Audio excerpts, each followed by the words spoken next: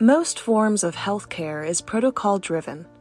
This is especially true in emergency healthcare and psychological crisis intervention. Interventionists rely on protocols and formulas. But what happens when they aren't sure what to do?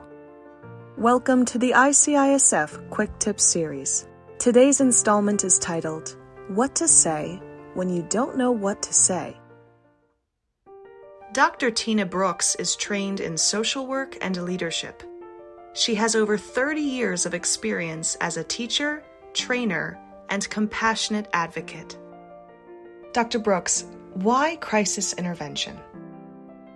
I'm drawn to crisis response because I have a compassionate heart. How can I not support people? The bad thing's already happened. So how do we walk away and leave them with that pain? So I feel very strongly that those of us that can handle this, those of us that can hear it, need to show up and be there for people that are in crisis and to join them along their journey. I believe that it's important that we educate them. And I think crisis response is mostly about education and support. In your opinion, what should a crisis interventionist do when they don't know what to do? I think the best thing is when something happens and you don't know what to do, just show up.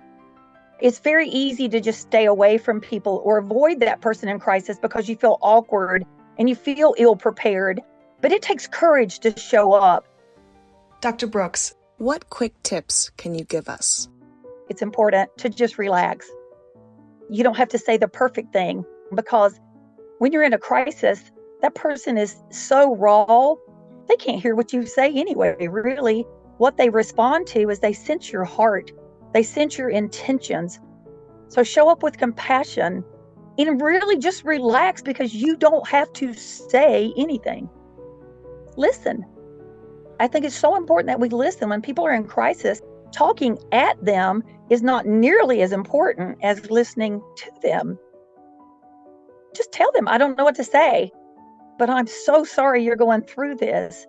And I'm here to listen to your experience and what that's like for you if you'd like to tell me. Avoid the temptation of telling your story or the story of someone else you know. You don't need to be saying like, oh, I know what happened when I went through this. I did blah, blah, blah. Or I had a friend that went through this. They don't need to hear other people's story. They can't hear it right now. What they do need is for you to be listening ear and just let them tell their story. And they may need to recount it several times. So people in crisis, they need an opportunity to express their experience. Do a lot of listening, do a lot of reflections, make it about them, and just be there to hear their story.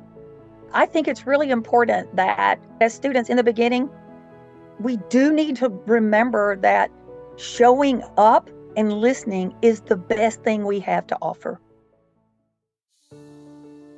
When you're a crisis interventionist, your most important job is to show up. Even if you aren't allowed to be there in person, make a call or write a text to those in crisis. Listening may be the greatest gift that you can give them. We offer a variety of ICISF courses and resources, such as books in our CISM bookstore, app products, videos and handouts that assist those dealing with crises or individuals looking to help others in crisis. To learn more and view our resources, visit our website at icisf.org. Thank you for listening to this episode of the ICISF Quick Tips series.